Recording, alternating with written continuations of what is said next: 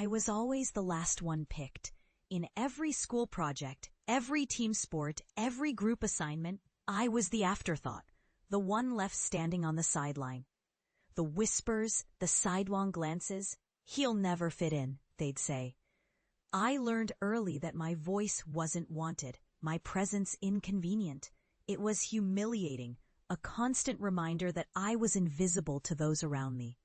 By the time high school rolled around, I stopped trying to fit in. I withdrew into myself, building walls that no one could breach. I told myself I didn't need their approval. I'd survive on my own. But inside, I carried the ache of rejection, an unspoken hunger to belong that only grew louder with each passing year. After graduation, I left that town, that school, that version of myself behind. I threw myself into solitary pursuits, reading, coding, creating. I poured my loneliness into building something meaningful, a platform designed for people like me, introverts, misfits, those who felt silenced. I wanted to craft a space where silence was celebrated, where quiet voices could echo without fear of being drowned out. Years of relentless work followed. I launched the community, watched it grow from a handful of members into a vibrant, supportive network. Introverts from all over found refuge there, sharing stories, finding strength, finally feeling seen. Every message of gratitude was a balm to my wounded spirit, proof that I'd turned my pain into purpose.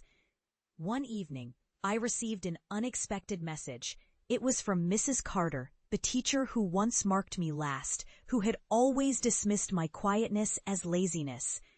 I hadn't seen her since graduation. I hesitated, then clicked open the message. "I've been watching your work. I'm proud of you. I'd love to meet."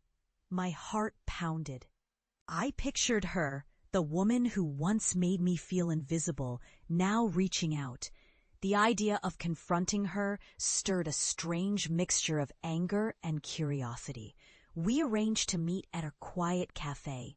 When she arrived, older, softer, she looked at me with something I'd never seen before: respect. "I was wrong about you," she said quietly. "You always had strength, even if you didn't show it the way others did. I see that now."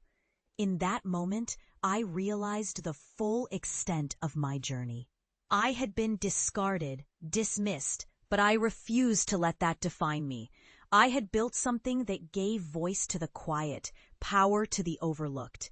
And now, standing face to face with the woman who once judged me last, I felt an overwhelming sense of victory, not just over her, but over every moment I'd been told I didn't belong.